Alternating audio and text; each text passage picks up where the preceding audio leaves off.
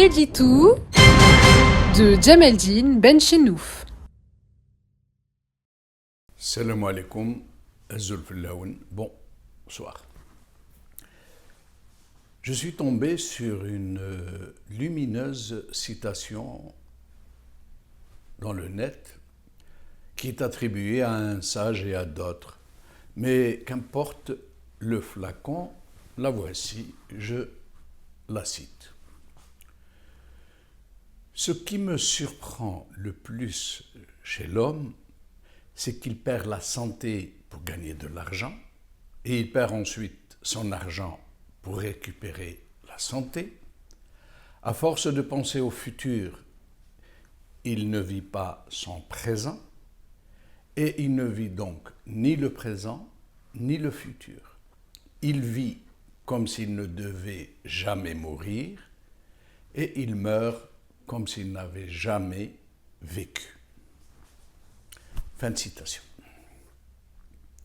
Une sagesse qui évoque tout ce foutoir, excusez-moi, qu'est notre vie, toute la vacuité de notre existence, l'impermanence des choses, nos vaines certitudes, l'arrogance criarde de nos plus profondes convictions.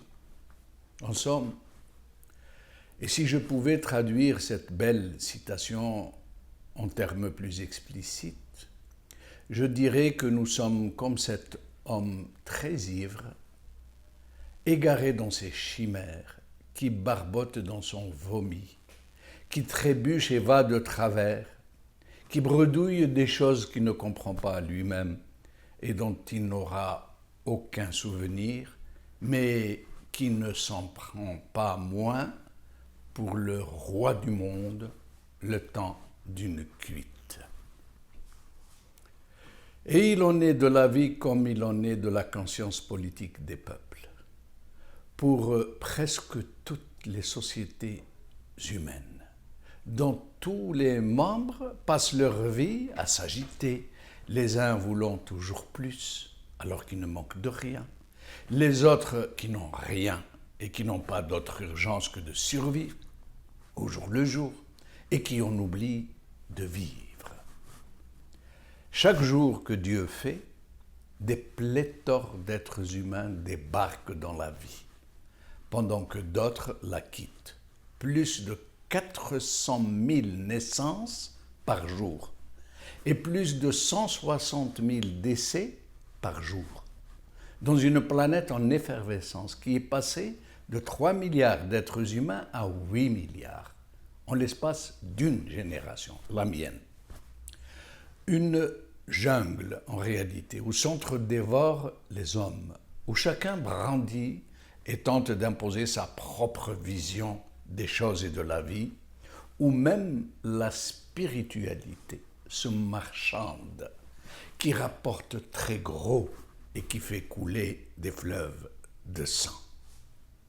Un monde où ne subsistent que quelques rares îlots de sérénité, ceux généralement qui ont eu la chance, oui, la chance, de ne pas subir de plein fouet les effets de ce qu'on appelle le progrès humain. C'est une vie où la pensée a déserté les lieux, où ne subsistent plus que des pulsions mauvaises, jusque dans les sociétés les plus développées, dont les membres ne sont plus que des tubes digestifs sur pattes, des appétits voraces, des ambitions compulsives, contaminés par la fièvre acheteuse, formatés et infectés jusqu'à leur façon d'être, et qui vont au bureau de vote comme autant de zombies qui ne savent même pas que le choix qu'ils croient avoir librement consenti leur a été inséminé de la même manière que le choix de leur dentifrice. Dans nos pays, dans nos régions, en plus d'avoir été grossièrement pétris, d'avoir été imprégnés de modes à penser, à l'emporte-pièce et à la louche, le pire que nous subissons et que nous reproduisons nous-mêmes dans toutes nos attitudes, pire que les autres peuples du monde, est la haine. La haine. une haine irraisonnée, une haine recuite dont nous débordons et qui doit trouver son exutoire, quel qu'il soit, cet ennemi de la circonstance que nous chargeons allègrement de toutes les tares, de tous nos propres péchés. Le plus étrange est que ce bouc émissaire tout désigné est interchangeable, toujours à portée de langue, et qui a la très singulière opportunité, pour les systèmes politiques qui contrôlent la société, de libérer le trop-plein de colère, de la décharger sur le gugus de l'autre trottoir, quel que soit le trottoir. Trottoir pour de vrai, sinon celui de l'autre ville, de l'autre tribu, de l'autre mouvance zama politique, de l'autre sexe, de l'autre identité, de l'autre couleur de la peau et de préférence de l'autre pays, ou mieux encore du pays voisin.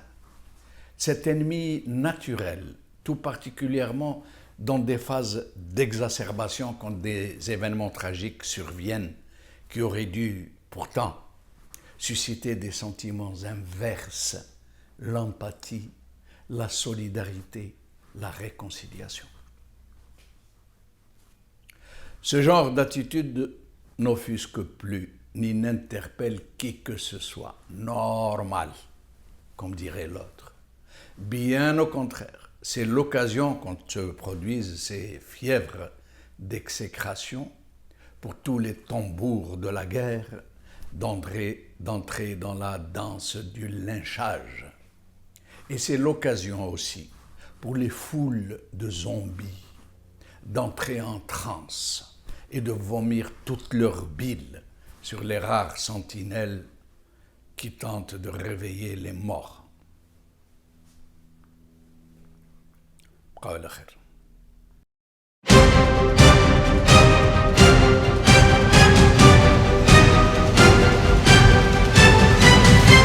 L'édito de Djemeldine Benchenouf.